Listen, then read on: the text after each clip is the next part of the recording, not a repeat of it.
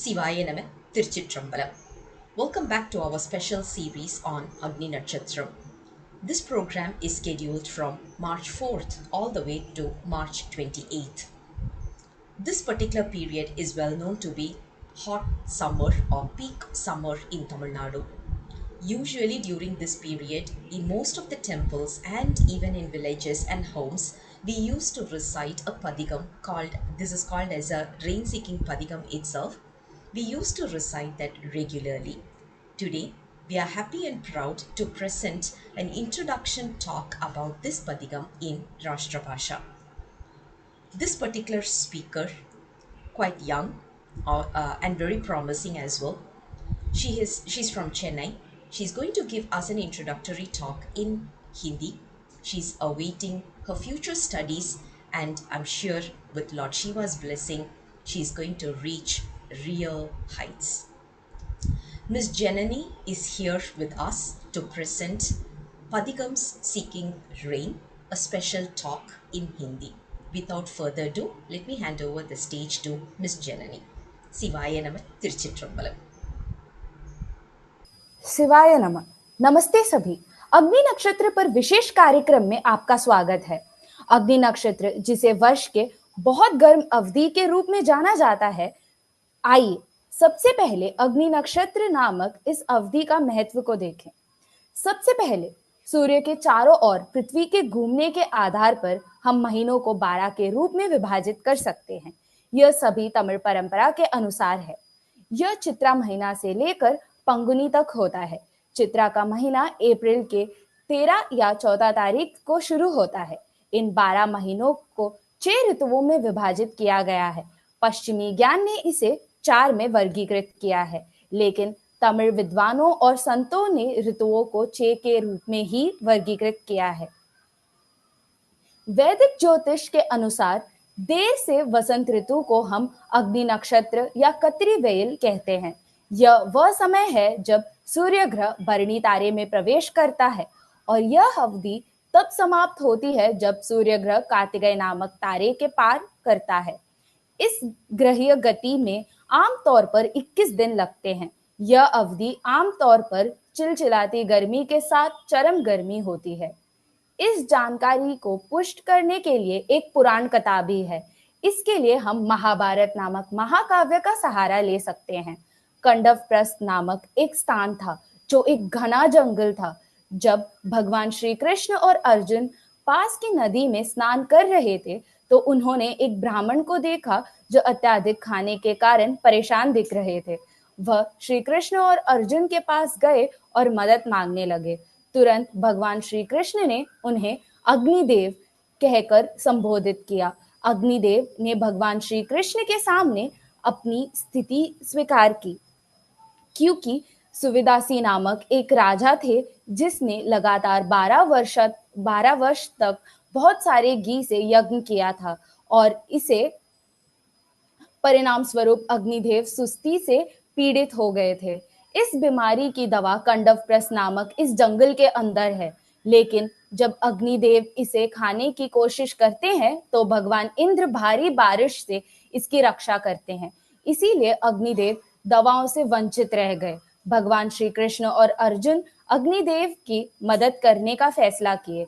इसलिए उन्होंने अग्निदेव से कहा कि वे जंगल को केवल 21 दिन तक बारिश से बचा सकते हैं, और उन्हें पहले उन्हें अपनी दवा लेनी होगी। अग्निदेव सहमत हो गए और जंगल में बहुत बड़ी आग लग गई। लेकिन जब भगवान वरुण ने बारिश करने की कोशिश की तो यह व्यर्थ था, क्योंकि भगवान श्री कृष्ण ने अपने हथियारों से जंगलों को बचाया था। इसलिए 21 दिन साल के बाकी दिनों की तुलना में सबसे गर्म माने जाते हैं। आज यह स्थान हरियाणा के करकोड जिले के कांडव गांव में है। यह उस समय कंदवप्रस्थ का प्रवेश द्वार हुआ करता था। यहाँ एक शिव मंदिर है जिसे सबरेश्वर के नाम से जाना जाता है, जो कंदव वन का एक हिस्सा था। हमने ज्योतिष दृष्टिकोण से अग्नि नक्षत्र का महत्व को देखा, और वैदिक पुराणों में भी। अब आइए देखें कि तिरुमुरई और संगीत की मदद से इस गर्मी के दौर को कैसे संभाला जाए। तमिलनाडु में प्रचलित प्राचीन परंपराओं में से एक बहुत ही आध्यात्मिक प्रकृति की है। हम इसका महत्व और तिरुमुरई के अनुसार कुछ आध्यात्मिक तरीके भी देखेंगे ताकि यह सुनिश्चित हो सके कि इस अवधि के दौरान हमें कुछ बारिश मिल सके। गर्मी से निपटने का एकमात्र तरीका इसे ठंडा करना है। अगर हम ऐसा नहीं करते तो अकाल का खतरा होता। भूमि को ठंडा करने के लिए हम क्या उपाय अपना सकते हैं? यह उचितपन में तिरुमुरई का जाप करने का प्राचीन आध्यात्मिक तरीका है। लय में बारिश को आकर्षित करने की प्रवृत्ति होती है और यह कुछ ऐसा है जिसे हम सदियों से देख और अभ्यास कर रहे हैं। यहाँ हम एक विशेष पन्न के बारे में चर्चा करने जा रहे हैं जिसे मेघराग कुरिंजी कहा जाता है। इस पन्न में बारिश को आकर्षित करने की प्रवृत्ति होती है। पहले तिरुमुरई से हमारे पास 7 पदिगम हैं जिन्हें हर चरम गर्मी के दौरान बारिश को आकर्षित करने और पृथ्वी को ठंडा करने की उद्देश्य से पढ़ा जाता है। इस क्रम में सबसे पहले 129 पदिगम आता है। यह सीरगाड़ी नामक मंदिर में देवता को समर्पित है जो तमिलनाडु के नागपट्टनम जिले में है। इस देवता के 12 अलग अलग नाम हैं। यह मंदिर ऐतिहासिक रूप में सबसे प्रसिद्ध मंदिरों में से एक है जिसका शैव परंपरा में बहुत महत्व है।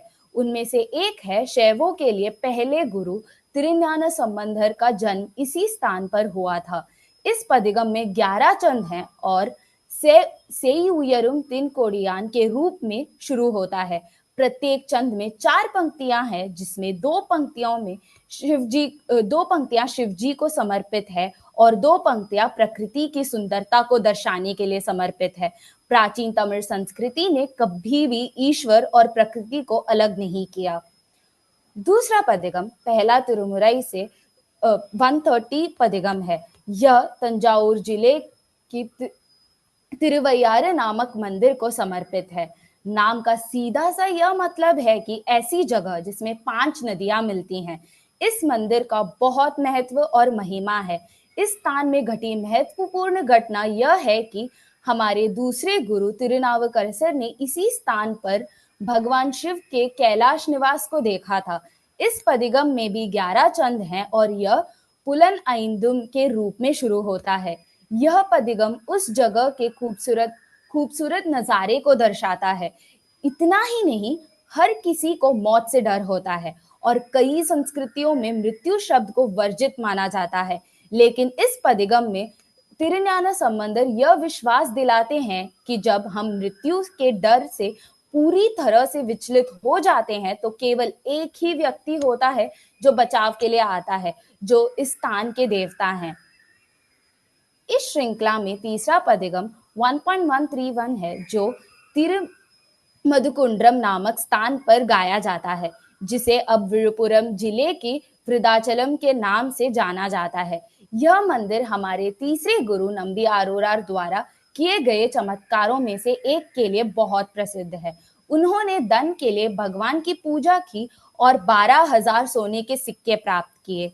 वह इसे अपने स्थान जो कि तिरुवारूर है वापस नहीं ले जा सके, इसलिए उन्होंने मणिमुत्त नदी नामक नदी में सोना गिरा दिया और तिरुवारूर के तालाब में इसे एकत्र किया। इस पदिगम में भी 11 चंद हैं और यह मेइत आर सुवयुम से शुरू होता है। इस क्रम में चौथा पदिगम 1.132 है जो तंजावुर जिले की तिरुविरिमलई नामक स्थान पर गाया जाता है। इस पदिगम में भी 11 चंद हैं और ये रिसयुम वाड़ा में शुरू होता है। विवाह के आशीर्वाद के लिए आज भी इस स्थान की पूजा की जाती है। आज भी कई अविवाहित लोग इस मंदिर में आते हैं और विशेष पूजा करते हैं। 1 साल के भीतर आमतौर पर उनकी शादी हो जाती है। यह वह स्थान है जहां तिरुஞான संबंधर और तिरुनावुकरसर ने एक बड़े अकाल के दौरान स्थानीय लोगों के लिए भोजन की व्यवस्था की थी।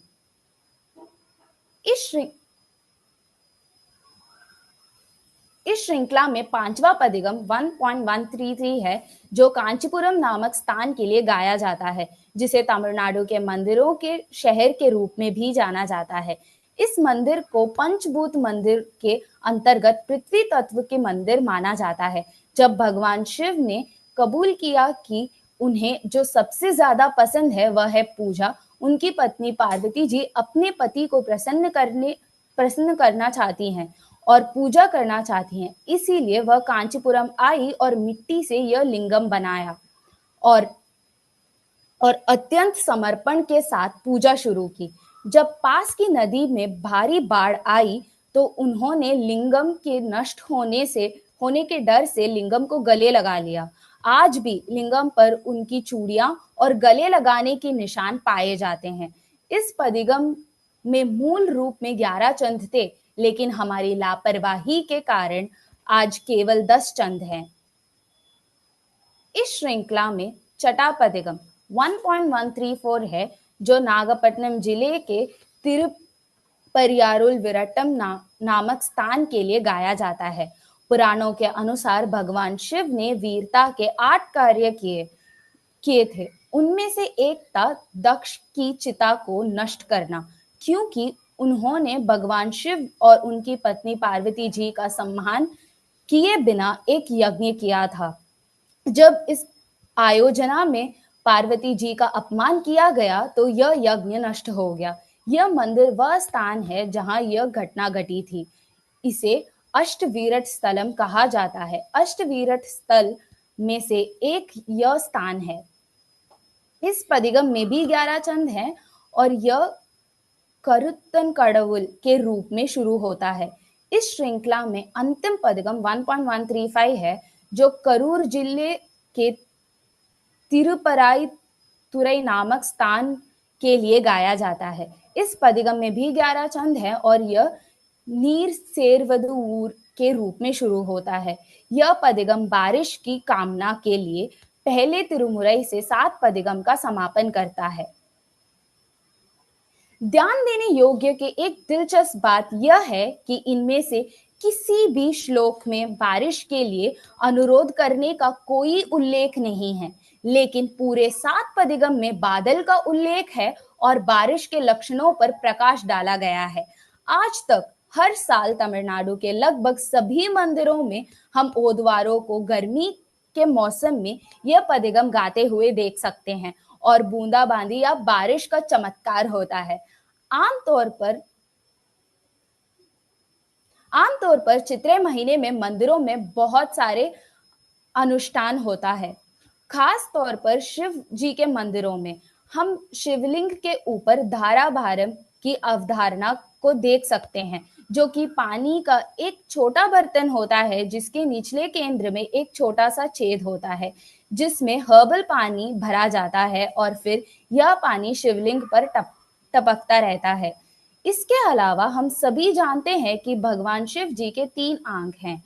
बाएं आंख को चंद्रमा और दाएं आंख को सूर्य और तीसरी आंख को अग्नि माना जाता है। भगवान कार्तिकेय का जन्म इसी तीसरी आंख से हुआ था, इसलिए यह भगवान कार्तिकेय के पूजा के लिए भी बहुत ही खास महीना है। कार्तिकेय के ज्यादातर मंदिरों में भक्त कावड़ी, जो कि दूध या पानी का एक बर्तन होता है जिसे उनके सिर पर रखा जाता है, लेकर जाते हैं और भगवान को ठंडा करने के लिए उस सामग्री से उनका अभिषेक करते हैं। इसके अलावा इस मंदिर में मारियम्मन की बहुत पूजा होती है और ज्यादातर मंदिरों में हम कूड़ चढ़ाने की प्रथा देख सकते हैं। यह कूड़ रागी, बाजरा, दही, नीम के पत्ते और नमक और प्याज से बनाया जाता है। यह तत्व हमारे शरीर के प्रणाली को ठंडा रखने के लिए अच्छे हैं और इस अवधि के दौरान कभी भी वायरस के हमले के खिलाफ प्रतीक्षा भी होती है। इस महीने के दौरान ज्यादातर घरों में नीम के पत्ते से बने सूप का सेवन किया जाता है और फूलों की जरूरत होती है। धारापुरम के पास एक छोटा सा गांव है जिसे वन्नपालयम कहा जाता है। यहाँ ग्रामीण हर दिन बारिश की कामना करते हुए 7 पदिगम गाते हैं। जब भी हम किसी प्राचीन परंपरा या संस्कृति की बात करते हैं तो हम आमतौर पर उसे उस देश के जल स्रोतों से पहचानते हैं। इसीलिए पानी किसी भी देश की संस्कृति का सबसे महत्वपूर्ण हिस्सा है।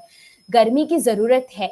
बिना गर्मी के इस दुनिया में कुछ भी नहीं किया जा सकता, लेकिन हम केवल प्रार्थना कर रहे हैं कि गर्मी जीवों के लिए सहनीय स्तर पर हो। गर्मी के बिना पौधे भी नहीं उगेंगे। जीव बिना गर्मी के भोजन को पचा नहीं पाएंगे। जीव बिना गर्मी के प्रजनन नहीं कर पाएंगे। हम बिना गर्मी के अपने ज्ञान का विस्तार नहीं कर पाएंगे। इसीलिए गर्मी कोई बुरी चीज नहीं, लेकिन हम इसे सहनीय स्तर पर ला सकते हैं। हमने ज्योतिष और पुराण के आधार पर अग्नि नक्षत्र के महत्व को देखा है। हमने अत्यधिक गर्मी को ठीक करने के तरीके भी देखे हैं। आइए अब इसे व्यवहार में लाएं। हमारी टीम की ओर से हम ओदवर मरुदु शिव कुमार और प्रोफेसर जी.पी. नल्लसिवम को इन 7 पदिगम को गाने के लिए धन्यवाद देना चाहते हैं। हमने इन पदिगमों के अंग्रेजी, तेलुगु, मलयालम, जापानी और हिंदी जैसी भाषाओं में लिप्यंतरित संस्करण दिए हैं। इसे पेशवारों के साथ गाने में मदद मिलेगी और हम अपने अपने स्थानों पर कुछ बारिश की भी कामना कर सकते हैं। आइए हम सब मिलकर गाए और आध्यात्मिक तरीके से गर्मी से राहत पाए। शिवाय नमः। तिरुचिट्टम्बलम।